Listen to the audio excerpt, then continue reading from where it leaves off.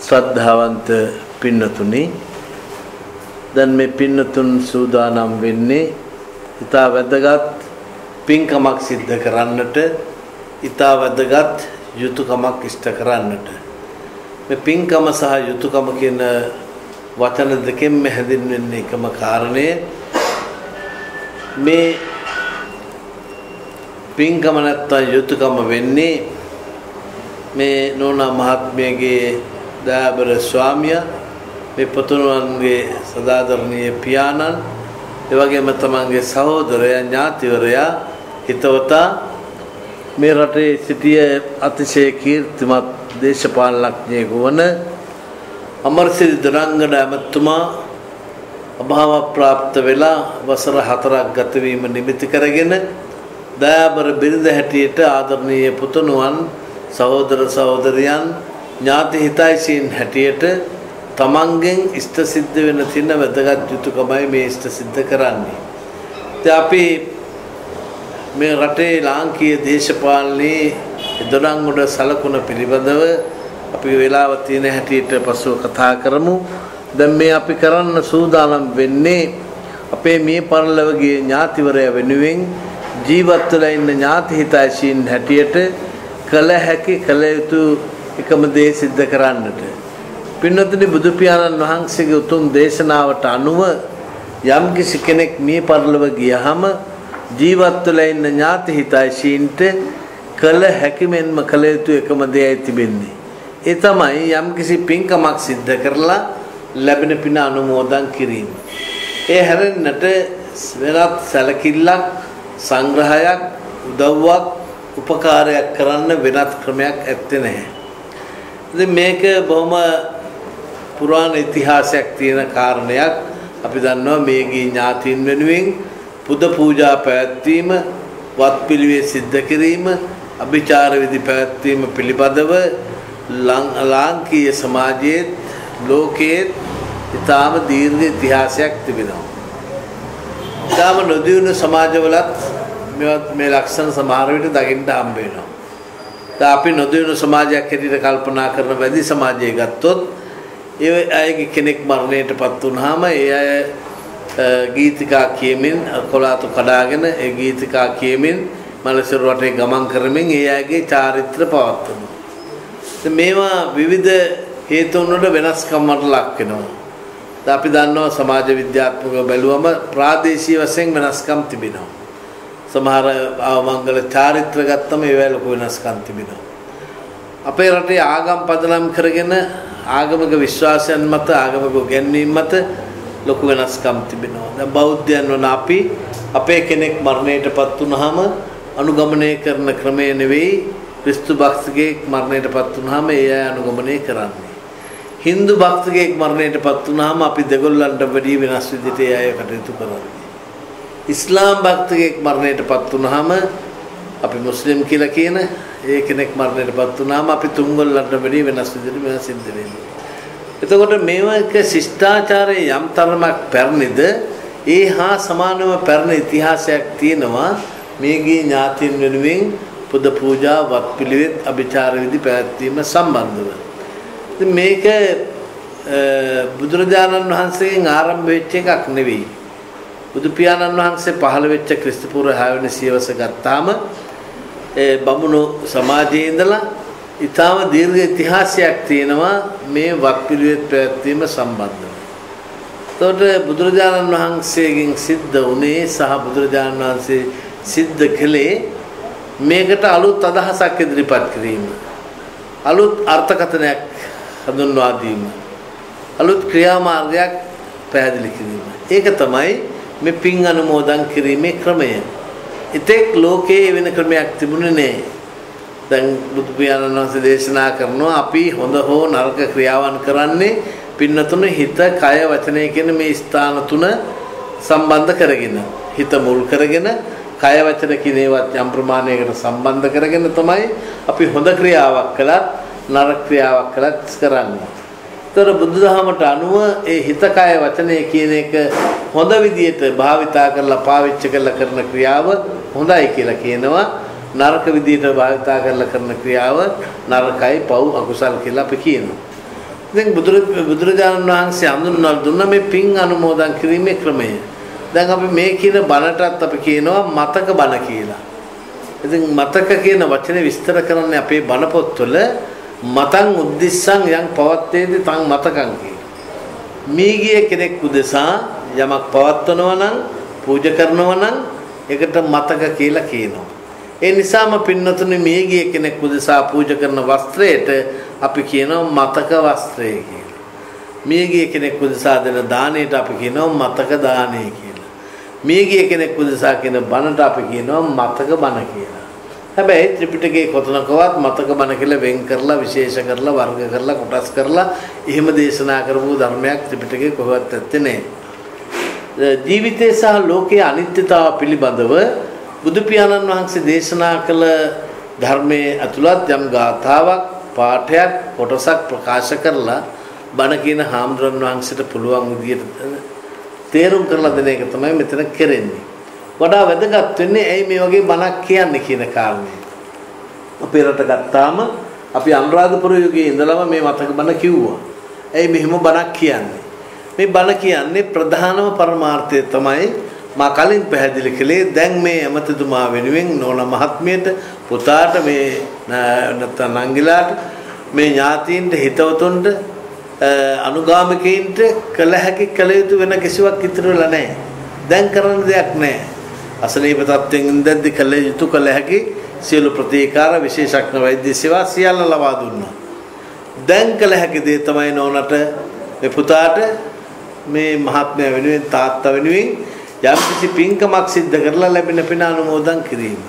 මේ බණ කියන එකේ ප්‍රධානම අරමුණ වෙන්නේ ඒ අපේ ඇමතිතුමාට පින් අනුමෝදන් කිරීම. අපි දන්නවා බණ කියන එකත් බණ ආන එකත් දෙකම පින්කම්. එතකොට තව සුළු පිරිසකට හරි බණ අහන්න සලස්සන එකත් පින්කමක්. මොකද සබ්බ දානං ධම්ම දානං දිනාති කියලා සඳහන් වෙන්නේ සියලුම දාන වලට වැඩිය ධර්ම දානය උතුම් දානය හැටියට තමයි අපේ බණේ සඳහන් වෙන්නේ. එතකොට තව පිරිසකට හරි බණ අහන්න සලස්වන එක පින්කමක්. මේ වත්පිළිවෙල සිද්ධ කරන එක මේ පුද පූජා පවත්වන එක ඒවයි තව වැදගත් පින්කම්. මේ සියලු පින්කම් සිද්ධ කරගෙන අපි අපේ තාත්තට එහෙම නැත්නම් ස්වාමියාට අපේ සහෝදරට ඥාතිවරයාට ඒ මහජන දේශපාලනඥයාට ඇමතිතුමාට අපි අනුමෝදන් කරනවා. පින් අනුමෝදන් කිරීමත් බුදුදහම හැටියට පින්කමක්. දස පින් කිරියවත් වල මතක ඇති පත්ති දාන කියන වචනයෙන් ප්‍රාප්ති දානය කියලා කියන්නේ පින් අනුමෝදන් කිරීම. මේ සියලු පින් සිද්ධ කරගෙන අපේ දරංගු නැවතුමන්ට අනුමෝදන් කිරීම තමයි මේ පින්කමේ ප්‍රධාන අරමුණ වෙන්නේ පරමාර්ථය වෙන්නේ. මේක දෙවෙනි අරමුණකුත් තියෙනවා. ඒ දෙවෙනි අරමුණ කියලා කියන්නේ පින්නතුනේ යම්කිසි කෙනෙක් මරණයටපත් වුනහම අපට තියෙන සම්බන්ධකම අනුව අපට දුකක් වේදනාවක් කනගාටුවක් ඇති වෙනවා. මේක තා වැදගත් වෙනවා මේ සම්බන්ධකම කියන කාරණය. දැන් අපි දන්නවා මේ අපේ රටේ මාධ්‍ය කෙනෙක් ඉතාම ප්‍රබලයි. අපේ ලංකාවෙත් ලෝකයේ සිදුවන දේවල් ඉතාම ක්ෂණයකින් මොහොතකින් අපි දැනගන්නවා අපට පේන්න තියෙනවා. දැන් සමහර වෙලාවට අපේ රූපවාහිනිය වගේ මාධ්‍යයක ප්‍රවෘත්ති බලමින් ඉන්නකොට අපට පේන සමහර දර්ශන දැක්කාම හදිසි විපත්ති ඛේද වාචක දැක්කම අපිට අනේ කියලා කියවෙනවා. පව් කියලා අපිට කියවෙනවා. අයියෝ කියලා සමහර කෙනෙක් කියවෙනවා. ඇයි එහෙම වෙන්නේ? ඒ අපි සංවේදී මිනිස්සුන් නිසා බෞද්ධ සංස්කෘතිය අනුව බුදුදහම අනුව ලෝකේ කොතන හරි කාට හරි විපතක් වුණාම අපි කම්පා වෙනවා. ඒක තමයි අපේ ස්වභාවය. අපේ අම්මලා කිව්වේ අනේ වනේ වනහතුරකටවත් එහෙම වෙන්න එපා කියන චින්තනය තමයි අපිට තියෙන්නේ. ඒ නිසා අපි කාට විපතක් වුණත් දුක් වෙනවා, කනගාටු වෙනවා, ශෝක වෙනවා. අයියෝ කියලා අපට කියනවා නෙමෙයි කියවෙනවා. ඊළඟට ලොකු දැන් බලන්න මේ දවස්වල මේ ඉන්දියාවේ මහ විශාල ගම් වතුරක් වල හිමාචල ප්‍රදේශයේ දැන් කියනවා 1000කට වැඩි කියලා මේකේ සංඛ්‍යාව. දැන් ඊයේ කිව්වා හෙලිකොප්ටර් එකකට කඩාගෙන වැටෙනවා කියලා. දැන් අද වෙනකොට දැන් බලන්න මේ ඊපෙරේදාර දුම්රිය අනතුරක් දුම්රියක වාහනයක් ඇදුවා. දැන් ඒව දැක්කහම අපිට මහ විශාල කම්පනයක් ඇති වෙනවා. හැබැයි පින්නතුනේ අපි මේ ප්‍රවෘත්ති දැකලා කම්පා වුණාට ඒ එක ප්‍රවෘත්තියක්වත් අපි අඬවන ප්‍රවෘත්තියක් නෙවෙයි. අපි අඬන්නේ නැහැ. දැන් ටීවී එක ළඟ ඉඳන් අඬන්නේ නැහැ. ඇයි අඬන්නේ නැත්තේ? අඬන්නේ නැත්තේ පින්නතුනේ ඒ මරණ අපේ නෝන් නිසා. ඒ මරණ මගේ නෝන් නිසා. ඒ මරණ තමන්ගේ නෝන් නිසා. මගේකම අපේකම තමන්ගේකම වැඩි වෙන්න මේ දුක වැඩි. නෝනා මහත්මියට ස්වාමියාගේ අභාවයේ බරපතල කාරණයක්. මොකද දශක කීපයක් දුක සැප බෙදාගෙන හේවණල්ලා වගේ එකට ජීවත් වෙලා මේ දරුවන්ව හදා වඩාගෙන එහෙම ජීවත් වෙලා ඒ වෙන්වීම දැනෙනවා ස්වාමි දුවකට. එතකොට මේ පුතාට මේක පුතුණන්ට දැනෙනවා. ඇයි පුංචි කාලේ ඉඳලා තාත්තාගෙන් ලැබිච්ච ආදරේ සෙනෙහස හොරතලේ මේව 100ට මතකයට කල්පනාට වෙනවා. තාත්තා නැතුණාම මේ දුක ඇතිවීමේදී කිසි කෙනෙකුගේ වයස බලපාන්නේ නැහැ. ඊළඟට පාස් වෙච්ච සමත් වෙච්ච විභාග උපාධි කරන කියන තනතුරු සමාජ තත්ත්වයන් පිළිගැනීම මේ කිසිවක් බලපාන්නේ නැහැ. දැන් මේ පුතාට මතක් වෙන්නේ අනේ තාත්තා මම පොඩි කාලේ මට මේ විදිහට මෙහෙම විදිහ කරා. මම චිත්‍ර අඳිනකොට මට චිත්‍ර අඳින්න මේවා ගෙල්ලා දුන්නා. නේ? දැන් අපි ගෙදරට ගියාම කිව්වේ මම දක්ෂයි චිත්‍ර අඳින්න කියලා කිව්වේ.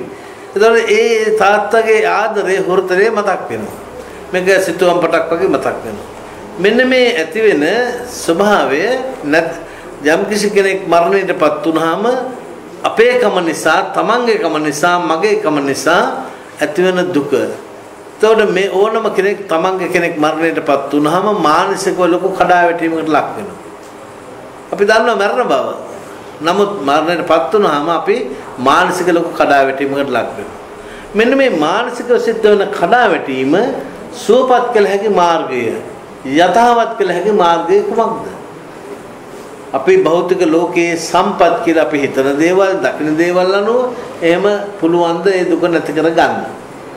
අපි හිතමු හුඟක් සල්ලි තියෙන දරුවෙකුට තමන්ගේ තාත්තා හෝ අම්මා නැති වුනහම මට ගැටලුවක් නැහැ, සල්ලි තියෙනවා මට මේ දේවල් තියෙනවා කියලා එහෙම හිතාදා ගන්න පුළුවන් නම් ඒකම යම් විකෘති මානසික ස්වභාවයක් පේනවනේ. එහෙම වෙන්න බෑ. පින්නතුනේ මේක නැති කරගන්න, අඩු කරගන්න, යටපත් කරගන්න පුළුවන්කම තියෙන ධර්මානුකූලව කල්පනා කිරීමෙන්. අපි දැන් පුංචි කාලේ ඉඳලා බෞද්ධ සාහිත්‍ය ඕන තරම් කතා තියෙනවා මේවට ගැලපෙන ඉගෙන ගන්න කතා. අපි දැන් පුංචි ළමයි පවා දන්න පටාචාරා සිද්ධුගේ කතාව. අපි ඊයේ පෙරේද අහපු එක නෙවෙයිනේ. ඉස්කෝලේ යන කාලේ පුංචි කාලේ ඉඳලා අපි පොඩි ළමයි තරංග අහන කතාවක්. එතකොට ඒ වගේ මහා මේ ලෝකේ හැදිදෙඩි පිරිමියෙකුට කෙසේ වෙතත් පිරිමියෙකුටවත් දරා ගන්න බැරි විදිහේ දුකකට වේදනාවකට පත් වෙච්ච කාන්තාවක් නේ. Tamanට කියලා 6 දෙනෙක් හිටියා. මේ 6 දෙනා පැය 24ක් ඇතුළත මරණයටපත් වුණා. මේ හැමෝම දන්න කතාව. මම කතාව කියන්නේ නැහැ. උබෝ පුත්තා කාලකතා පන්තේ මඤ්ඤං පතිමතෝ මාතා පිතාච භාතාතේ ඒක චිත්තකස්මින් ඩායරි. උබේ කියන්නේ දෙක කියන එක. උබෝ පුත්තා දරු දෙන්න කාලකතා මැරුණා. පන්ත කියන්නේ මාර්ගය. පතිමතෝ කියන්නේ ස්වාමියා මගදී මැරුණා. මාතා මව, පිතා පියා, භාතා සහෝදරයා ඒක චිත්තකස්මින් ඩායරි එක දරසෑය දෙවෙනවා. Tamanට කියලා 6 දෙනෙක් හිටියා. මේ 6 දෙනා පැය 24ක් ඇතුළත මරණයටපත් වුණා. ඒ නිසාම තමයි මෙයා පිස්සියක් හැටියට කෑකෝ ගහගෙන දුවපැනයි විද්දේ.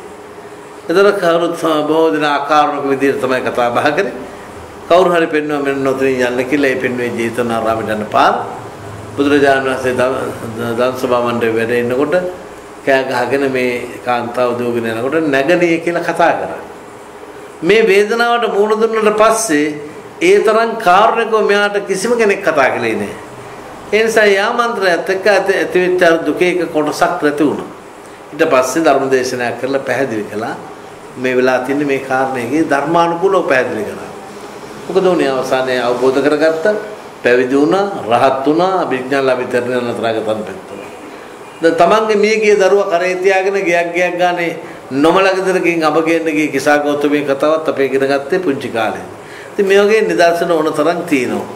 ඒ නිසා මේ සිද්ධ වෙච්ච දේ පිළිබඳ ධර්මානුකූලව කල්පනා කරන එක. පින්නතුනේ මේ ලෝකයේ තියෙනවා ස්වභාවයන් 8ක්. අපි ඒකට කියනවා අෂ්ට ලෝක ධර්ම කියලා. අෂ්ට කියන්නේ 8ට. ලෝක ධර්ම කියන්නේ ධර්ම කියන්නේ ස්වභාවයට. ලෝක ධර්ම ලෝක ස්වභාවයන් 8ක් තියෙනවා. ඒක යුගල වශයෙන් තියෙන ලාභ, අලාභ, කීර්ති, අපකීර්ති, නිന്ദා, ප්‍රශංසා, සැප, දුක. දැන් මේක ඉරක් ගහලා දෙකට බෙදුවම ලාභ කියන එකට අපි කැමති, අලාභ කියන එකට අකමැති. කීර්තියට කැමති අපකීර්තියට අකමැති. ප්‍රශංසාවට කැමති නින්දාවට අකමැති සැපට කැමති දුකට අකමැති. හතරකට කැමති හතරකට අකමැති. ප්‍රශ්නේ තියෙන්නේ අපේ කැමැත්තේ හෝ අකමැත්තේ කිසිම වළංගුතාවක් නැහැ. අපි කැමති වුණත් අකමැති වුණත් මේ අටටම මුණ දෙන්න අපට සිද්ධ වෙනවා. දැන් බලන්න මේ බුද්ධ චරිතය ආශ්‍රයෙන් මේව බලන්න පුළුවන්. බුදුහාමුදුරන් මේ අටට මුණ දෙන්න සිද්ධ වුණා. බුදු වුණත් මේ අටට මුණ දෙන්න සිද්ධ වුණා. එතකොට මහ රහතන් වහන්සේලා මුණ දෙන්න සිද්ධ වුණා. දැන් මේක ගන්නකොට අපිට පේන මේ ලෝකේ ස්වභාවය නටක් මේ තියෙන්නේ. ලාභ අලාභ. ලාභ කියන්නේ ලැබීම. අලාභ කියන්නේ ඒක අනිත් පැත්ත නොලැබීම. දැන් ලාභ කිව්වම බලන්න මිල මුදල් ඉඩකඩම් ගෙවල් දොරවල් යාන වාහන රිදී රත්තරන් ධර්මවල මේ සියල්ලම ලැබීමනේ. එතකොට මේක අපි සන්තෝෂ වෙන දෙයක්. අලාභ කියන්නේ ඒකේ අනිත් පැත්ත නොලැබීම වාඩ වීම තමයි අලාභ කියලා කියන්නේ. දැන් බුද්ධ චරිතය අරන් බලන්න බුදුහාමුදුරන්ට තිබිච්ච ලැබීම් කොච්චරද කිය. කවුද දායකව හැටියට හිටියේ? රජවරු හිටියනේ බිම්බිසාර රජතුමා හිටියා කොසල් රජතුමා හිටියා. එතකොට සිටුවරු අනේ පිට සිටුතුමා මිගාර සිටුතුමා විසාකා සිටුදීනේ මේ වගේ අයනේ හිටියේ. මේ ලැබීම් කියන ඕන තරම් තිබුණා. ඒ වගේම නොලැබීම් තිබුණා. වේරංජ ප්‍රදේශයේදී වස්සසන්න ගිහිල්ලා මාස 4ක් දානේ හම්බුනේ නෑ වේරංජ ප්‍රදේශේ. මේ ගැල් වල ආපු වෙලෙන්දන් සත්තුන්ට දෙන්න එනාපු ධාන්‍ය වර්ගයක් තමයි ලැබුණේ. එතකොට දැන් බුද්ධ චරිතය ගත්තාම පන්සල් කොච්චර හම්බුණාද බුදුහාමුදුරන්ට? නමුත් පාර්ලිය වනයේට වඩින්න සිද්ධ වුණානේ. මේ දෙක වස් කාලෙක සිද්ධ වුණා පාර්ලිය වනයේට වඩින්න. එතකොට දැන් බලන්න අපේ මේ බෞද්ධ ගෙවල් වල හුඟක් තැන්වල බුදුහාමුදුරන්ගේ පින්තූරයක් තියෙන හුඟක් ගෙවල් වල තියෙන තව පින්තූරයක් තියෙනවා. කාගේද? ඒ තියන්නේ රහතන් වහන්සේ නමගේ පින්තූරයක්. සීවලී මහ රහතන් වහන්සේ පින්තූරය. අපි ඒක අඳුරගන්නේ පාත්‍රයේ තියෙන නිසානේ. දැන් මහත්යෝ මේ කිසිම ගේක මට දැකලා නැහැ සරුවත් මහ රහතන් වහන්සේ පින්තූරයක් තියෙනවා. මුගලන් මහ රහතන් වහන්සේ. හැම ගෙදරකම තියෙනවා සීවලී මහ රහතන් වහන්සේගේ පින්තූරයක්. ඇයි එහෙම තියෙන්නේ? ඒකට හේතුවක් තියෙනවා. 80 මහා ශ්‍රාවකීන් වහන්සේලාට තනතුරු ප්‍රදානය කරන අවස්ථාවේදී ඒත දග්ගං භික්කවේ මම ශාවකානං ලාභීනං ජදිදං අග්ගෝ සීවලී කියලායි තනතුරු දුන්නේ. මගේ ශ්‍රාවකයන් අතර ලැබෙන්නන්ගෙන් අගතන්පත් වෙච්ච එක්කිනා සීවලී. එහෙමයි තනතුරු දුන්නේ. සමහර බණ කතාවල තියෙනවා බණගත ප්‍රදේශයේ වඩනකොට බුදුහාමුදුරුවෝ ආනන්ද හාමුදුරුවන්ගෙන් විමසනවා ආනන්ද සීවලිත් එනවද කියලා. එතකොට අටුවාව මේක විස්තර කරනවා සීවලී හාමුදුරුවෝ වඩිනවා නම් දානේ වර්ධින්නේ නැත කියලා. දැන් අපේ කීමෙන්ට අපි කියනෝනේ ගහක් ගල කුඩ හිටියත් කන්න හම්බ වෙනවා කියලා. ඒ වගේ එකක් මේ කියන්නේ. දැන් බලන්න අවුරුදු 2500ක් ගිහිල්ලා අදත් මේ නමට අපි සලකනවානේ. පින කියන්නේ ඒකනේ. දැන් මේ පිරුණම් පාලා මේ අවුරුදු 2500කට වැඩි ඒ නමට අපි අදත් සලකනවා. මේ සම්බුද්ධ ශාසනයේ හිටියේ රහතන් වහන්සේ නමක් සීවලී කියලා කියන්නේ. සීවලී මහ රහතන් වහන්සේ. ඒ වගේම තවත් රහතන් වහන්සේ නමක් ඉන්නවා. එහෙම තනතුරක් නැහැ. නමුත් ඒක බොහොම අනුවේදනීය කතාවක්. සරුවත් මහ රහතන් වහන්සේගේ ශිෂ්‍යෙක් හැටියට පැවිදි වුණේ ලෝසක කියන රහතන් වහන්සේ.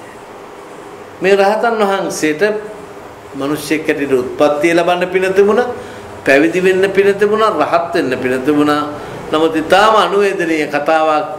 ඒ කතාව සඳහන් වෙන්නේ පිරිනිවන් පානතුරු කුසපුරා දාන ටිකක් වන්දන්න හම්බුනේ නැහැ කියලා. දැන් මේ පින්ඩපාතේ වැඩියම මේ අම්මලා දානේ අරගෙන එනවා බෙදන්න. බෙදන්න දානගෙන අම්මට පේනවා පාත්‍රේ පිරලා තියෙන නිසා ගෙනාපු දාන ටික ආපහු ගෙට අරගෙන ගියයි. බලන්න කොච්චර අනුවේදනීය කතාවක්ද. සරුවත් මහ රහතන් වහන්සේ ශිෂ්‍යයි. සරුවත් මහ රහතන් වහන්සේට සංවේගයක් ඇති වෙලා පිරිනුවම් පාන දවසේ සරුවත් මහ රහතන් වහන්සේ පින්ඩපාතේ වැඩලා මේ චතුමදුර පාත්‍රය අරගෙන ඇවිල්ලා තමන්ගේ අතේ තියාගෙන තමයි වන්දන දුන්නේ. බලන්න කොයිතරම් මේ එකම සාසනය. එක කෙළවරක සීවලී මහ රහතන් වහන්සේ වැඩ ඉන්නවා. අනිත් කෙළවරේ ලෝසක මහ රහතන් වහන්සේ වැඩ ඉන්නවා. මේ එකම සාසනය. එතන මේ ලෝකේ ස්වභාවය මේ කියන්නේ. බලන්න එතකොට දැන් අපි අරගෙන බලන්න අර කිව්ව ලැබීම් සේරම ගත්තාම ඒව තමයි ලාභ කියන්නේ. දැන් පවුලක අලුතෙන් දරුවෙක් ඉපදුනහම ඒක ලැබීමනේ. එතකොට බලන්න අපි කොච්චර ඒකට සතුටු වෙනවද අපේ ප්‍රතිචාරය කොහොමද කියලා. අපි මේ බබා බලන්න යනවා, තෑගි භෝග අරගෙන යනවා, දරුවා හුරතල් කරන්න බලනවා නේද? එතකොට ඒක නරකයි කියන එක නෙමෙයි කියන්නේ. ඒක තමයි අපේ ස්වභාවය. දැන් පින්නතුනි පවුලකට සමාජයේ කලුතෙන් එකතු වීම ලාභේ නම් පවුලේ කෙනෙක් මරණයටපත් වෙනකොට ඒක වැටෙන්න ඕන අලාභ කියන කිනුමනේ. එදාට කොහොමද අපේ හැසිරීම? එදාට අපි අංශක 180ක් මනිත් පැත්තට යනවා. එදාට අපිට කතා කරගන්න බෑ, මොන බලන්න බෑ, අපි hina වෙන්නේ නෑ නේද? අපි සම්පූර්ණ වෙනස් වෙනවා. බුදුහාමුදුරුවෝ දේශනා කරන්නේ මේ දෙකම වැරදි කියන එක. ලැබුණා කියලා උඩපයින්නත් එපා, නොලැබුණා කියලා හඬා වැටෙන්නත් එපා. අනේ පිටිසුතුමාට හිටිය දුවක් නම චූල සුභද්‍රා. මේ ළමයා අනේ පිටිසුතුමයි කියලා කියන්නේ බුදුරජාණන් වහන්සේගේ ඊටාම සමීප කුළුපක දායකයෙක්නේ. දිනපතා පන්සලට පැමිණෙනවා. දැන් ආවනු බිම අතුරුනේ ජේතවනාරාමේ අරගෙන පූජා කරේ. නිවසේ හැමදාම 500ක් රහතන් වහන්සේලා දම් පිළිගන්නු නිවස. ඒ ගෙදර හැදිච්ච ළමයා මේ දුව. ඉතින් මේ දවසක් දසිතුමා කතා බහ කරමින් ඉඳලා කිව්වා බුදුහාමුදුරනේ මට පොඩි උපදේශයක් අවශ්‍යයි. මොකද්ද සිතුමා? දැන් අපේ මේ දුවට චූල සුභද්‍රාවට විවාහ යෝජනාවක් තියෙනවා. පොඩි ප්‍රශ්නකුත් තියෙනවා. මොකද්ද ප්‍රශ්නේ? ප්‍රශ්නේ තමයි බුදුහාමුදුරනේ මේ යෝජනාව වෙච්ච ළමයා අපේ ආගමේ නෙවෙයි. බුද්ධ ආගමේ බෞද්ධ කෙනෙක් නෙමෙයි. ඉතින් මේ ඒකයි තියෙන ගැටලුව කියලා. ඉතින් බුදුහාමුදුරේ වෙලාවේ සිතුමාට ප්‍රකාශ කළා සිතුමා ඥාන චූල සුභද්‍රා කියන්නේ ඥානවන්ත ළමෙක්නේ. ඒ නිසා ඔක කරලා දෙන්න. ඒ ළමයා කොහෙ ගියත් හොඳට ජීවත් වෙයි කියලා. දැන් මේ විවාහය කළා. දැන් මේ ළමයාගේ පෞල් පරිසරය ගත්තාම මෙයා මේ ආගමට බුදුහාමුදුරන්ට බොහොම ලැබි ළමෙක්නේ. මෙයා දැන් නිතරම මේ බුදුහාමුදුරේ හාමුදුරුවෝ ගැන කතා කරනවා. දැන් මේක ටික දවසක් කරනකොට මේ මහත්තයාට මහා කරදරයක් වුණා. එතකොට මහත්තයා කියන මේ හරි දැන් ඔයා මේ හැමදාම කොයි වෙලාවෙත් කොතරවත් ඔයාගේ මේ බුදුහාමුදුරු ගැන හාමුදුරු ගැන මොන කතා කරන මොනවද මේගොල්ලන්ගේ තියෙන ಗುಣ බොහොම ලස්සන ගාථා පන්තියකින් මේ ගුණ වර්ණාව කරනවා. පටන් ගන්න මෙහෙමයි.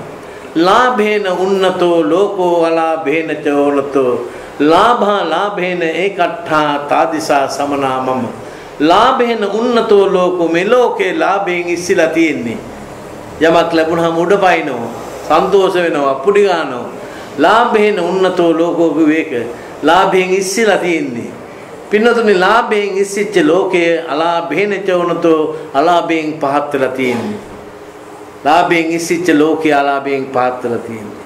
ලාභේන ඒකට ලාභ අලාභ දෙකේදිම එක විදියට ඉන්න පිරිසක් මගේ බුදුහාමුදුරුවෝ මගේ හාමුදුරුවෝ වෙන පළවෙනි ගුණය. මේ දෙක දරා ගැනීමේ ශක්තිය මේක තමයි මෙතෙන්ටයි පින්නතුනේ ධර්මය අවශ්‍ය වෙන්නේ. කීර්ති අපකීර්ති දැන් මේ මුල් දෙක ගත්තාම පේනවා ලාභ අලාභ කීර්ති අපකීර්ති නිന്ദා ප්‍රශංසා සැප දුක මේවා ගත්තාම දැන් කීර්ති කියන එක බුදුහාමුදුරුවෝ තාම විශාල වශයෙන් පෙතුරුණා. කීර්ති සද්දෝ අබ්බුග්ගන්තෝ කියලා අපේ පාලි සූත්‍රවල තියෙන්නේ. මේක කීර්ති රාවේ පැතිරෙන්න පටන් ගත්තා. නමුත් අපකීර්තියට පත් වෙන සිදුවීම් සිද්ධ වුණානේ. අවුරුදු දන්න ජින්ජබානකා සිද්ධිය සුන්දරී පරිබ්‍රාජිකාව දැන් ඒ වගේ කතන්දර අපි දන්නවා. එහෙම ඒවත් වුණා. ඊළඟ නිന്ദා අපහාස. දැන් බුදුහාමුදුරන්ට ප්‍රශංසා වගේම නිന്ദා අපහාසත් කරා. මූණට වසලයි කියලා බැන්නනේ. දැන් අපිට කවුරුවත් එහෙම මූණට බයින්නේ නැහැ. නැත්නම් බයින්න වෙන්න පුළුවන් එක දේවල් කියලා. මූණට බයින්නේ නැහැ නේද? ඒ දැන් ඒ බලන්න ගෙදර තියෙන පිරිත් පොත අරගෙන අග්ගික භාරද්වාජ කියන සූත්‍රය අරගෙන බලන්න. දැන් ඉන්දියාවේ කෘෂිකර්මය කියන්නේ ඊටාම ප්‍රධානම ගෞරවනීය වෘත්තියක්නේ. දැන් ඔය අපේ ශාක්‍ය වංශික රජවරුන්ට ඕදන කියන වචනේ ඇවිල්ලා තියෙනවානේ. සුද්ධෝදන, දෝතෝදන, අමිතෝදන, මිතෝදන. ඕදන කියලා පාලි භාෂාව කියන්නේ බත් කියන එකනේ. එතන මේ කෘෂිකර්මයට සම්බන්ධයි රජවරුන්ගේ නම්. එතකොට මේ රාජකීය උත්සවයක් හැටියට මේ වප්මගුල පැවැත්වි ලදරු සිද්ධාර්ථ කුමාරයා තරංග යන්නේ මේ වප්මගුල මතකයිනේ බුද්ධ චරිත කියවනකොට. ඉතින් මේ වප්මගුල කියන එක බොහොම උත්සවශ්‍රීයෙන් කරන්නේ. බුදුහාමුදුරුවෝ දවසක් මේ අග්ගික භාරද්වාජ කියන බමුණා තමන්ගේ කුමරු සීසාන උත්සවයේ මහා උත්කර්ෂවත් සිද්ධ කරන සියලුම කටයුතු සම්පාදනය කරලා තියෙද්දි බුදුහාමුදුරුවෝ වඩිනවා හිමිදිරි පාන්දර පිණ්ඩපාතේ වඩිනවා මේ නිවසට.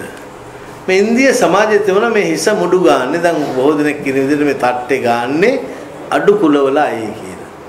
බුදුහාමුදුරුවෝ මේ රුක්ක මූල සේනාසනේ වැඩ ඉන්නකොට එක මේ කුමාරිකාවක් කිරිබත් එකක් ගෙනල්ලා පූජා කරන කාට හරි පූජා කරනගෙන නමුත් මේ රුක්ක මූලේ වැඩ ඉන්න එක්කෙනා ගත්තාම සම්පූර්ණයෙන් හිස මුඩු කරලා හිටියේ හිස ගාලා හිටියේ එපාර ගිහිල්ලා අහනවා ජාතිය මොකද්ද ඔයාගේ කියලා බුදුහාමුදුරුවෝ මා ජාතින් පුච්ච චරණංච පුච්ච මගේ ජාතිය අහන්න එපා මගේ හැසිරීම ගැන අහන්න මගේ හැසිරීම ගැන අහුවොත් මම ඕන එකක් කියන්න මගේ ජාතිය නම් අහන්න එපා කියලා එහෙම තමයි ඒ කිරිබත් පූජා කරන්න ඇවිල්ලා එහෙමත් ඇහුවේ ඉතින් ඒ වගේ සිද්ධවීම් නිසා මේ බමුණට හරියට කේන්ති ගියා උදේ පාන්දර මේ ඔච්චර හොඳ වැඩක් කරන්න හදනකොට මේ දොරකට ඇවිල්ලා ඉන්න පාත්‍රයකුත් අරගෙන බමුණ හොඳටම පරුස වචනෙන් බැන්නනේ తත්‍රේව මුණ්ඩක తත්‍රේව සමනක తත්‍රේව වසලක කියන මුඩු මහාන කියලා වෙන සමනක දැන් පාලි භාෂාවේ මේ එක කියන ප්‍රත්‍ය සමන කියනකට වැඩිය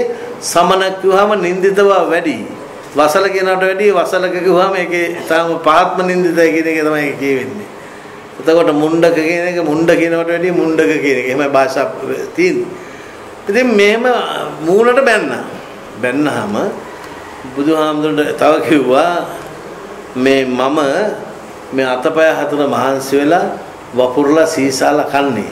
ඒ තමුසෙක තියෙනවනේ අතපය හතරක් හොඳට. ඉතින් තමුසෙ මේ හිඟා කන්න නැතුව ගිහිල්ලා මේ මම වගේ මේම රස්සාව කරගෙන මේ ජීවත් වෙනවා කියලා එහෙම කිව්වා. ඒකම බුදුහාමුදුර බොහොම තන්පත්ත කේන්ති ගත්තන්නේ නැහැ. බොහොම තන්පත්ත බමුණට කියනවා අහම්පිකෝ බ්‍රාහ්මන කසාමිච වපාමිච කසිත්වාච වපිත්වාච බුඤ්ජසාමි ඔව් මාත් ඔයා කියන විදියටම වපුරලා සීසා වපුරලා තමයි මමත් කන්නේ කියලා බමුණ කියනවා කස්සකෝ පටිජානාසි නචපස්සාමතේකද මෙයා මේ ගොවියෙක් කියලා කිව්වට ගොවියෙක්ගේ කිසිම ලක්ෂණයක් මෙයාගේ නැහැ නේ ගොවියෙක් කිව්වට තර බුදුහාමුදුරුවෝ බමුණට කියනවා නෑ ඇයි එහෙම කියන්නේ සද්ධා බීජං තපෝ වුට්ටි පඤ්ඤාමේ යුග නංගලං හිරි ඊසාමනෝයත්තං සතිමේ පාලපාචන ඔයාට ගොවියෙක් හැටියට ඔයාට බීජ අවශ්‍යයිනේ මටත් අවශ්‍යයි බීජ මගේ බීජ වර්ගය තමයි සද්ධා බීජං ඔයාට ගොවිතැනට ජලය අවශ්‍යයි වුට්ටි කියන්නේ පාලි භාෂාවේ ජලයට මගේ ජලය තමයි තපස ඔයාට ජලය අවශ්‍යයි මටත් අවශ්‍යයි මගේ ජලය තපස පඤ්ඤාවේ යුගනංගල යුගනගුල් අවශ්‍යයි ගොවිතැනට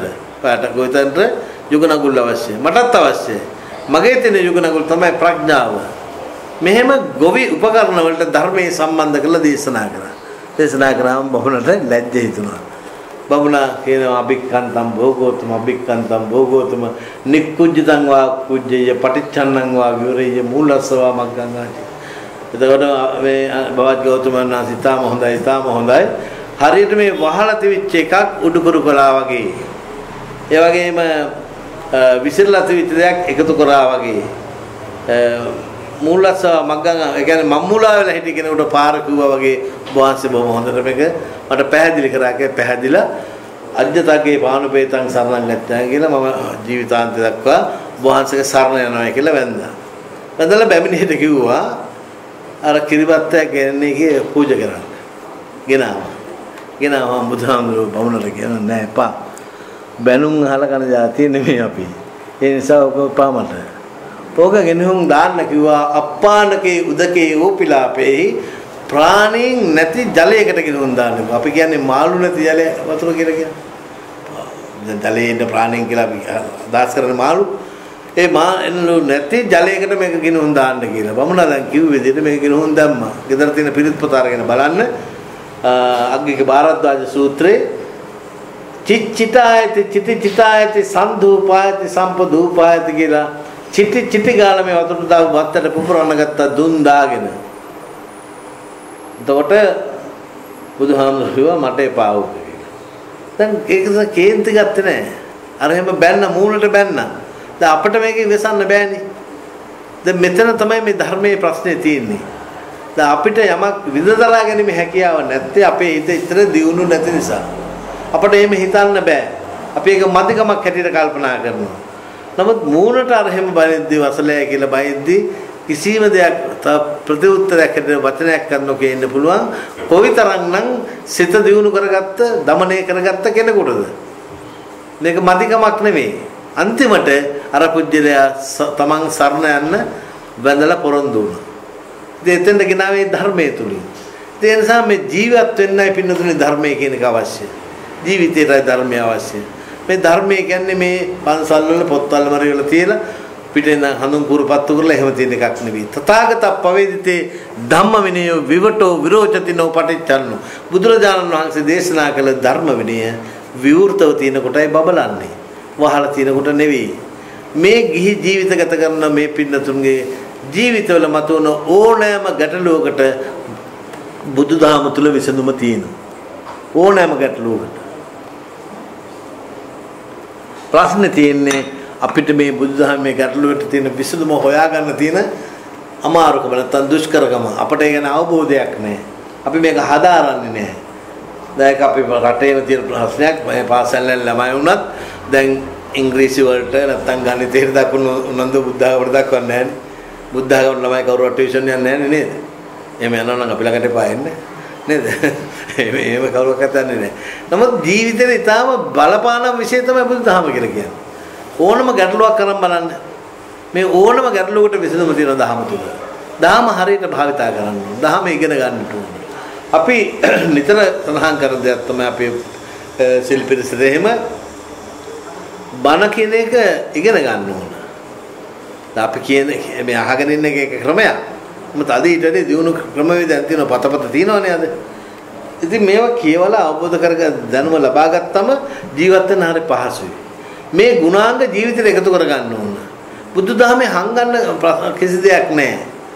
දැන් පිරුණම් මංචකේ වැඩ ඉන්න බුදුහාමුදුරුවෝ ආනන්ද හාමුදුරුවන්ට කියනවා ආනන්ද මම තව දෙකකින් පිරුණම් පා. මම දැන් මේ අවුරුදු 45ක් තිස්සේ දේශනා කර ධර්මයේ පිළිබඳව යම් ගැටලුවක් ප්‍රශ්නයක් විමතියක් තියෙනවා නම් දැන් අහන්න. කවුරුත් ඇහුවේ නැහැ. දෙවෙනි වතාවට කිව්වා තුන්වෙනි වතාවට කිව්වා. ඊට පස්සේ බොහොම හොඳ මනෝවිද්‍යාත්මක උපක්‍රමයක් භාවිතා කරලා කියනවා කෙලින් අහන්න බැරි නම් යාළුවෙක් ලවා අහන්න කියලා. දැන් මේ ඉස්කෝලේ ළමයි අපට ප්‍රශ්න කියන ක්‍රමයක් තියෙනවානේ මහත්මේ පොඩි ළමයි එක්ක ජීවත් වෙච්ච කෙනෙක්. ඉස්කෝලේදී පොඩි ළමයි ප්‍රශ්න කියන ක්‍රමයක් තියෙනවානේ. දේවල් කියන ක්‍රමයක්. දැන් මට ලොකු සාදුයි කියලා කියන ළමයි. කියන්නේ ලොකු සාදු මෙයාගේ බඩ රිදෙනවලු. එහෙම කියන නේද? බඩ රිදෙන එක නෙමෙයි කියන්නේ. නේද? දැන් බුදුහාමුදුරුවෝ මේ උපක්‍රම භාවිත කරලා කියනවා කෙලින් අහන්න බැර නම් යාළුවෙක් ලවා අහන්න කියලා. බලන්න කොච්චර මේ නිදහසක් දීලා තියෙනවද? කිසිම ධර්මයක මේ නිදහස දීලා නැහැ පින්නතුනි. අපි කිසි ආගමක් විවේචනයට ලක් කරනවා නෙවෙයි. නමුත් ක්‍රිස්තු භක්තියෙකුට තමන්ගේ දෙවියන් වහන්සේ පිළිබඳ ප්‍රශ්න අහන්න බෑ. ඒවා දේව රහස්. ඉස්ලාම් භක්තියෙකුට එහෙම අහන්න බෑ.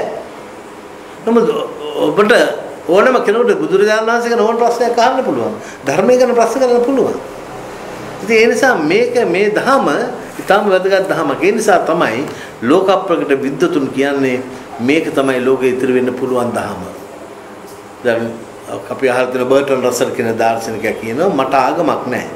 මට යම් පිළිගත හැකි කියලා ආගමක් තියෙනවා නම් තිබිය හැකි බුදුදහම විතරයි. පහුගිය කාලේ තිබි තාතසේ ක්ලාක් ලාංකීය පුරවැසි භාවයලාපු ඔහු කියනවා 2050 වන විට ලෝක ආගමක් පවතිනනම් පැවතිය හැකි බුදුදහමට පවණි. ඉතින් මේක අපි මෙන්න මේ වටිනාකම තේරුම් අරගෙන මොකද්ද මේ කියන්නේ? කොහොමද මේක වටින්නේ? ඇයි මේක වටින්නේ කියන එක පිළිබඳව අපි එහෙම යම් විග්‍රහයක් කරගන්නවා නම් මම හිතන්නේ ඉතාල වැදගත් වෙනවා. මම මේ මාතෘකාව ගැන සඳහන් කරේ මේක දැන් මේ දුක සැප ලාභ අලාභ නිന്ദා ප්‍රශංසා කීර්ති ප්‍රශංසා නිന്ദා අපහාස මේවා සියල්ලට මුහුණ දෙන්න වෙනවා දේශපාලනයට යනකොට. දැන් මේ ගණේගම නායකහරු අපේ පොඩි කාලේ කියන කාරණයක් තමයි බැනුම් අහන්න බැර නම් සමාජ සේවයට යන්න එපයි කියලා. සමාජ සේවයට යන හැම කෙනෙක්ම බැනුම් අහන්න සූදානම් වෙනවා. දැන් මේ කියන අෂ්ටලෝක ධර්ම දේශපාලනයට අත්‍යවශ්‍යයි. මම හිතනවා දුරංගොඩ ඇමතුමාලා මේ කියන කරුණුත් එක්ක කරුණු තමන්ගේ ජීවිතය තුළින් ප්‍රකට කරලා දුන්නා.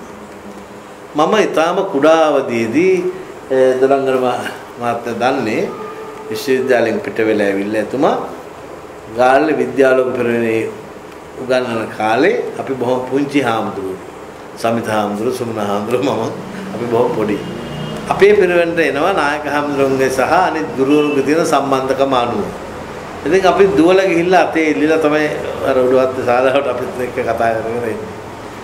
එදා දැකපු දුරංගන මහත්තයම තමයි මම ඇමතිකම් කීපයක් දරලා හිටිය මරණාසන්න මොහොතේ වෙනකන් දැක්ක දුරංගන ඇමතුමාගේ කායික වශයෙන් වෙච්ච වෙනස්කම් හැර පුද්ගලික වශයෙන් කිසිම වෙනස්කමක් මම දැක්කේ නැහැ. ඒතිවිච්ච මනුස්සකම ඒ විදිහටම තුනේ. ඒතිවිච්ච චාම් බව, නිර්හංකාර බව, අල්පේච්ඡ බව, ඕනෑම කෙනෙකුට කිට්ටු වෙලා කතා කරන්න පුළුවන් බව. ඒ සියලුම ගුණාංග තිබුණා.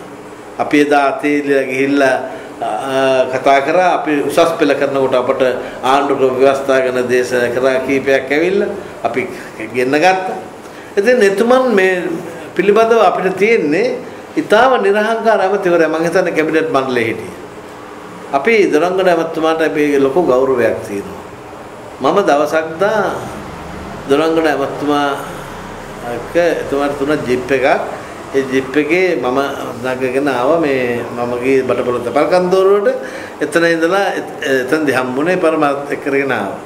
එන අතරවාර වෙල්ලාය ළඟදී මේ අපේ ගමේ හිටිය බොහොම හොඳ ප්‍රගතිශීලී විදුහල්පතිවරයෙක් පස්සේ ඇඩ්වොකේට් කෙනෙක් වුණා.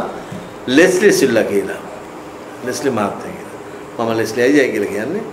ඉතින් මෙතන නැවතුවා.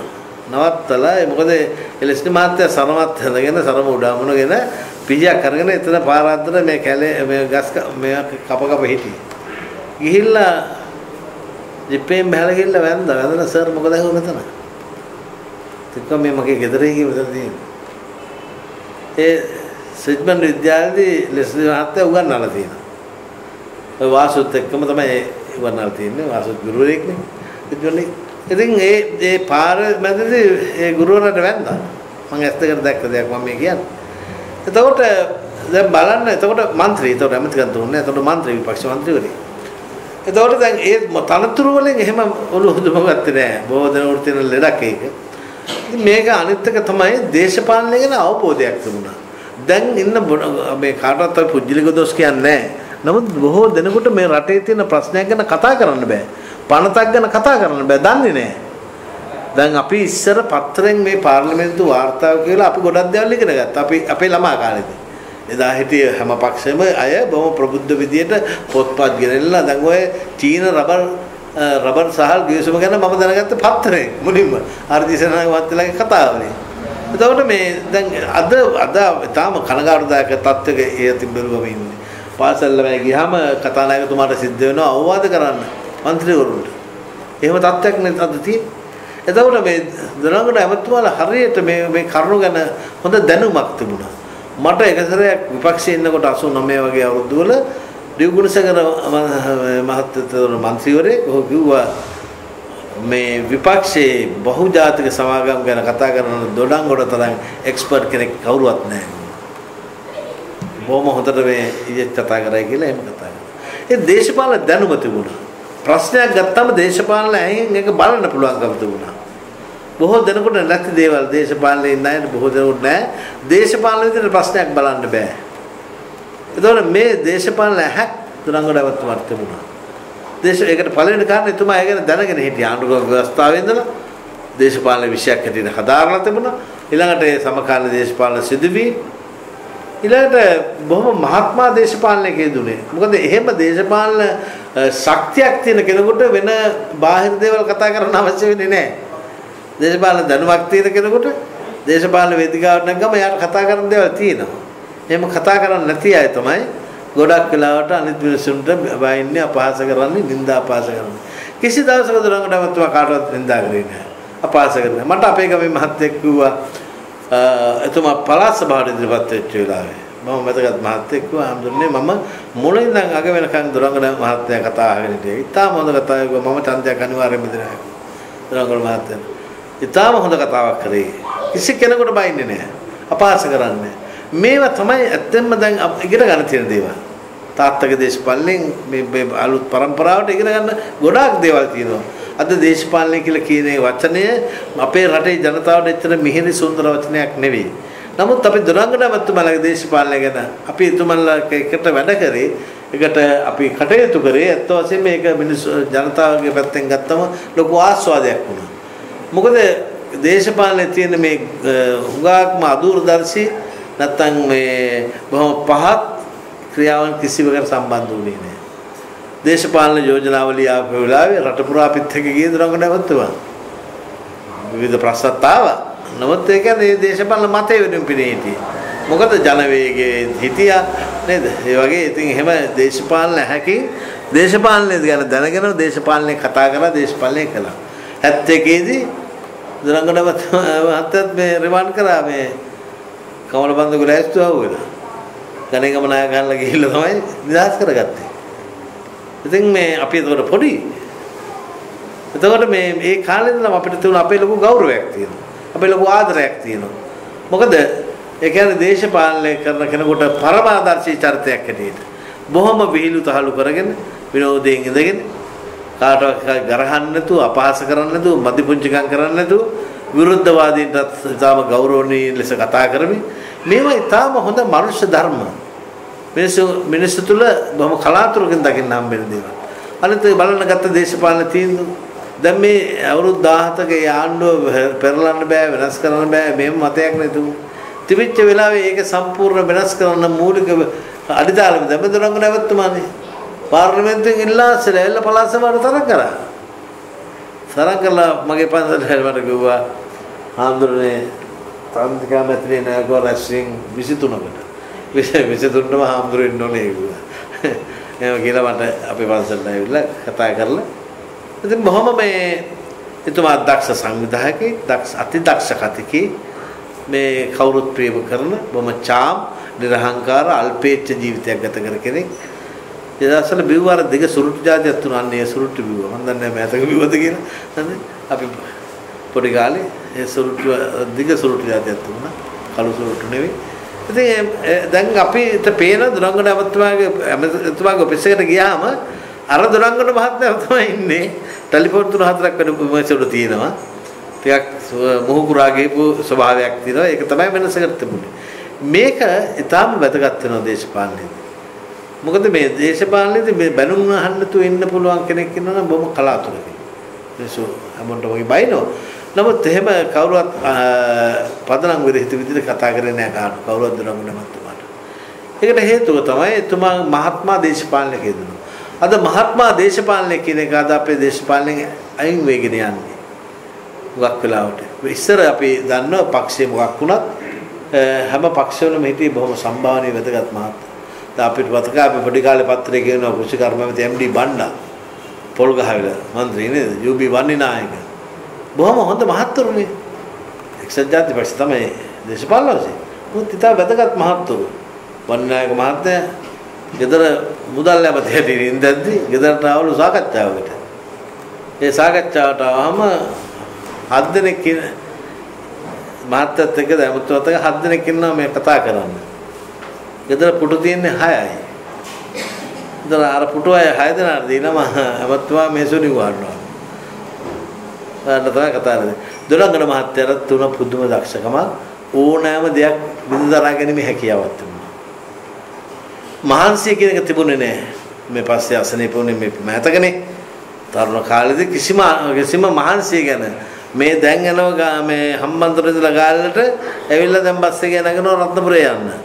රත්නපුරෙන් හැම ඒක ඉවරලා යනවා හලාවත දැස්වීමට. එහෙම හරියට මේ දැන් මේ මේසොන උනත් බුදිය ගන්න පුළුවන්. ඒ වගේ බොහොම අපිස් චරිතයක්. ඉතින් ඒ නිසා බොහොම මේ කැපකිරීම කරලා දේශපාලන හුවා කැපකිරීම කරපු කෙනෙක්. මේ හුඟක් දෙනෙක් දන්නේ මේ අමතික ගත්තට පස්සේනේ. නමුත් ඉතින් බොහොම දේවල් කැප කරා දේශපාලනයේ.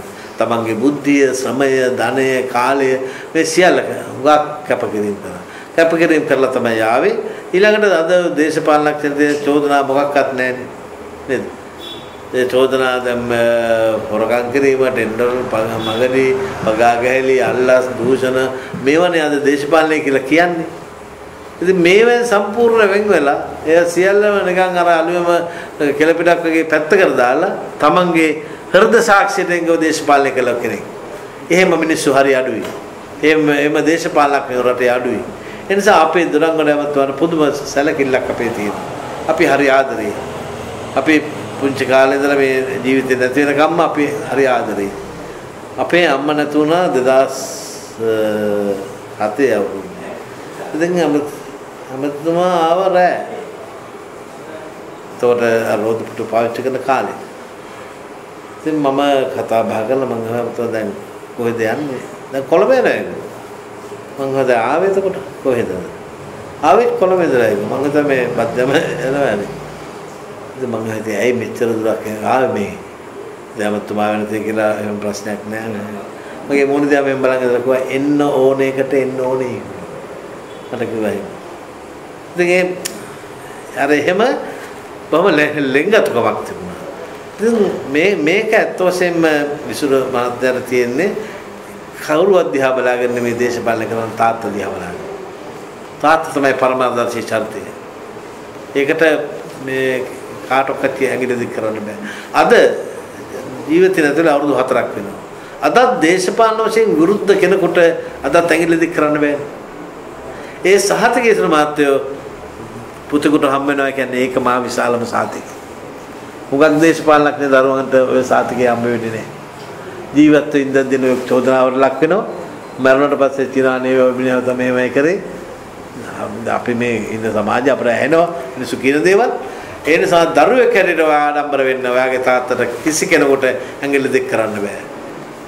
ඒ අභිමානයේ තියෙන දරුවෙක් හැටියට ඔයා තාත්තා ප්‍රතිරූපේ ඉස්සරහින් තියාගෙන ඔයාගේ ගමන යන්න අපි සම්පූර්ණයෙන්ම හෘද සාක්ෂි ඇතුළෙන්ම ආශිර්වාද කරනවා. මොකද ඒ වගේ දේශපාලනයකට අපි කැමතියි. අපිට ඒ දේශපාලනයේ මහා මිනිස්සුන්ට මහා ආශිර්වාදයක්.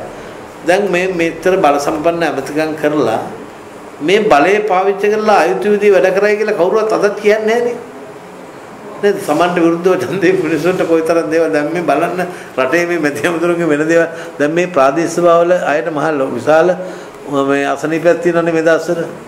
නේද මේ පාසල සභාපතිලා ප්‍රතිභාපතිලා මිනිස්සුන්ට ගහනවා මිනිස්සු ගෙවල් වලට ගිහලා අදලා ගන්නවා අරගෙන ගහනවා. දැන් මේ විතරම අහන්නම් වෙනවනේ.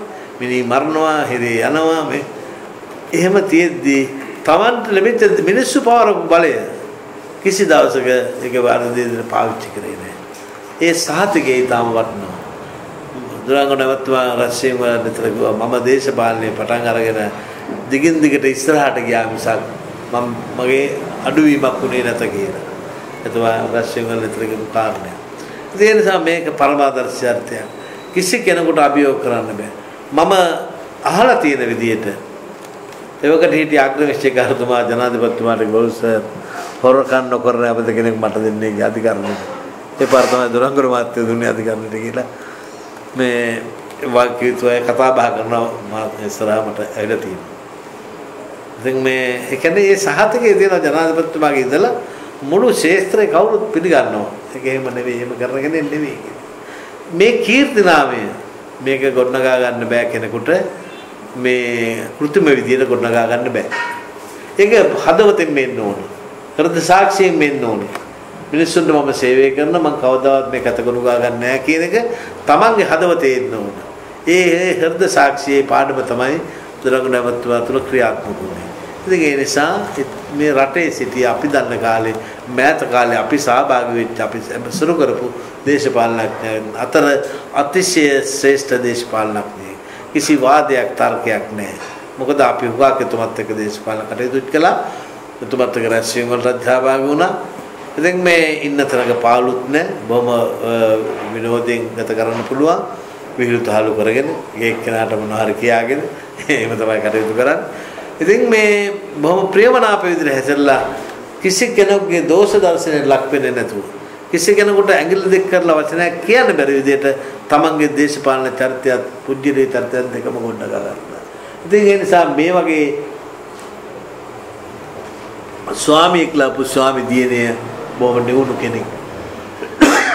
අර නිබ්බුතා නෝන සාමාතා කියවනේ නේද? ඒ අම්මා ඒ තාත්තා බොහොම නිවුණු අය කියලා. නිබ්බුතා නෝන සානාරී ඒ ස්ත්‍රිය ඒ කාන්තාව බොහොම නිවුණු කෙනෙක්. ඒ නිසා ඔබතුමිය බොහොම සන්තෝෂෙන් මේ වගේ රටක් වටින ස්වාමියෙක් පිළිබඳව අපි මේ කතා කරන්නේ. පුතා බොහොම ලොකු අභිමානයක් ඇති කරගන්න තාත්තා ගැන මේ තාත්තගේ ඒ පිරිසිදු දේශපාලන ජීවිතය රටට ආශිර්වාදයක් වුණු දේශපාලන ජීවිතේ අපේ ඉදිරි ගමනට ඔයාගේ ඉදිරි ගමනට පාවාඩයක් කරගන්න කියන එක තමයි මට කියන්න තියෙන්නේ. අනුශාසනාවේදී අපි තාමත්ම කුළුපගව ඇසුරු කළ මේ රටේ දේශපාලනයේ විචිත්‍රවත් අලංකාර කළ අතිශය ශ්‍රේෂ්ඨ දේශපාලනඥයෙක් අමරසිරි දොරංගොඩ මැතිතුමා. අමරසිරි දොරංගොඩ මැතිතුමන් වෙනුවෙන් මේ කරන කටයුතු මේ ආරාධනාව ඇසුරු මහත්ය කරනකොට මම ඉතාම කැමැත්තෙන් මේ ආරාධනාව බාරගත්තේ. මොකද අපි කැමති තවමත් දොරංගොඩ මහත්තයලා ගැන වචන දෙක තුනක් කතා කරන්න. මොකද ඒ අය ගැන අපි සාමාන්‍ය ජීවිතෙත් අපට කවුරු හරි හමු වුණාම අපි අදත් කතා කරනවා.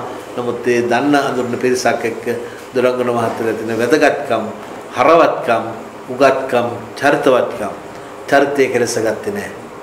ඒ නිසා ඒක තමයි කෙනෙකුට තියෙන වැදගත්ම දේ. ඒක ඉතින් ඒ චරිතවත් බව ආරක්ෂා කරගෙන මේ රටේ සාමාන්‍ය පොදු මහ ජනතාවගේ විවිධ තලවල ජීවත් වෙන උගතුන් විශ්වවිද්‍යාල ආචාර්යවරුන් අතුලේ බුද්ධමතුන් එක එක තලවල ජීවත් වන අය මේ සියලු දෙනාම ප්‍රිය කළ ගරුකල චරිතයක් හැටියට දොරංගොඩ මහත්මයා පිළිබඳව අතිශය කෘතවේදීව සිහිපත් කරන්න ඕන.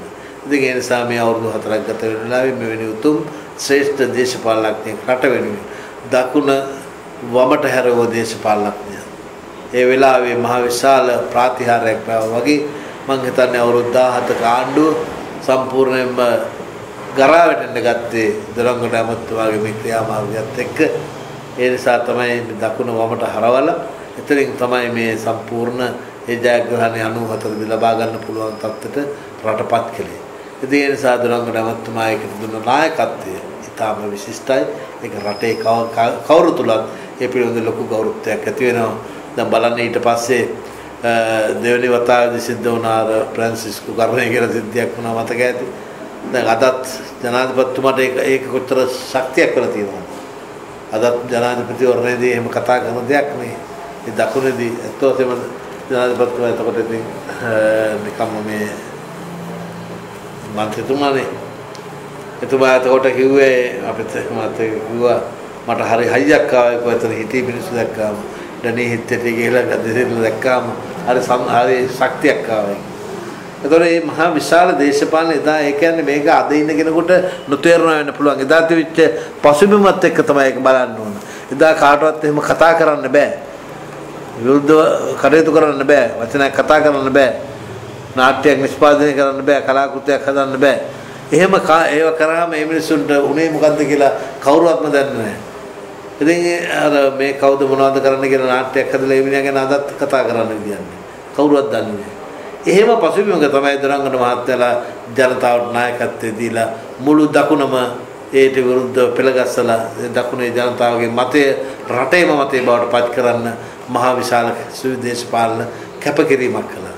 ඉතින් ඒක අපේ රටේ දේශපාලනයේ 20 වන සියවසේ 21 වන සියවසේ දේශපාලනයේ ලියන කවුරු ලිව්වත් කොහොම ලිව්වත් කොතන ලිව්වත් ඒ දේශපාලන ඉතිහාස පොතේ කපන්න බැරි මකන්න බැරි කටු ගන්න බැරි නමක් බවට බද්දේගම අමරසිරි දොරංගොඩගේ නම පත් වෙලා අවසానයි. ඒ නිසා ඉතිහාසගත වෙච්ච චරිතයක් දොරංගොඩ මහත්මයා කියලා කියන්නේ. ඒ නිසා මේ පිළිබඳව අපි තාමත්ම සන්තෝෂයෙන් කතා කරනවා. මේ වගේ ලෝකයේ තියෙන ස්වභාවයන් හැම එකකටම මුහුණ දීලා ඒ හැම එකක්ම විඳදරාගෙන ඒකට මුහුණ දෙන්න අවශ්‍ය පන්නරය හදාගත්ත අපේ යුගයේ හිටිය අතිශ්‍රේෂ්ඨ දේශපාලනඥයා හැටියට දොරංගොඩ මහත්මයා පිළිබඳ අපිට ලොකු සන්තෝෂයක් තියෙනවා, අභිමානයක් තියෙනවා. ඉතින් ඒ අපට ශක්තියක් වේවා කියලා අපි සාමත්ම හෘදයාංගම ආශිර්වාදනය කරනවා. ඉතින් මේ වෙලාවේදී අපි මේ සෑම ආකාරයකින්ම අත්පත් කරගත්ත පින ඒ තමන්ගේ දයාබර ස්වාමියාට, පියාට, ඥාතිවරයාට, මේ ජනතා නායකයාට අනුමෝදන් කරමු. මේ අපි සිද්ධ කරගත්ත පින්වල බලයෙන් ශක්තියෙන් යම් කිසි විදිහකින් පින් ගැනීම බලාපොරොත්තු උත්පත්ති ලබා සිටනවා නම් මේ පින් අනුමෝදන් වීමෙන් සුඛී සුපත් භාවයට පත් වේවා. කෙලවර සාන්තුතුන් මම නිවන් සම්පත්තියෙන් සනසීම ළඟා කර ගනීවා කියන ප්‍රාර්ථනාවෙන් පින් අනුමෝදන් කරන්නේ ධම්මේ ඥාතිනං.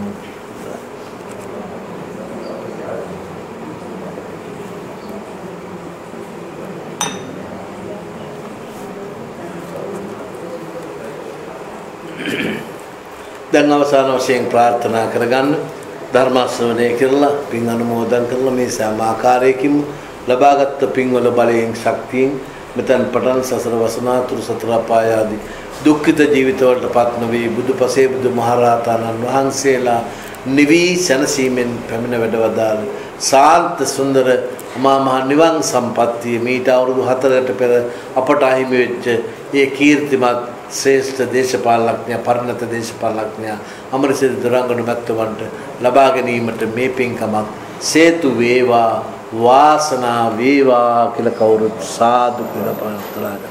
කවුරුත් වැඳගන්න.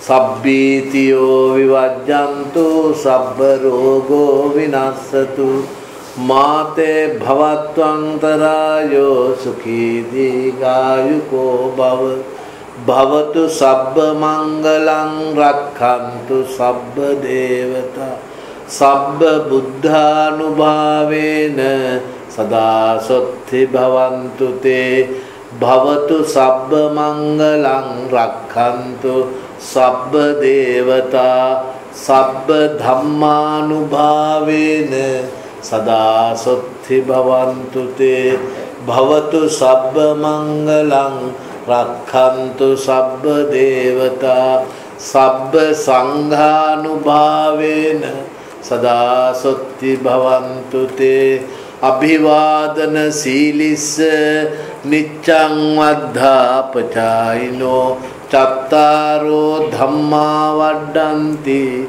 ආයුවන්නෝ සුඛං බලං ආයුරාරෝග්‍ය සම්පatti සග්ග සම්පatti මේවච අතෝ නිබ්බාන සම්පatti ඉමිනාතේ සමිජ්ජතු ධර්ම ශ්‍රවණය කිරීමේ පිණින් සමට නිවන් සුවත් වේවා සියලු දෙනාටම තෙරුවන් සරණයි.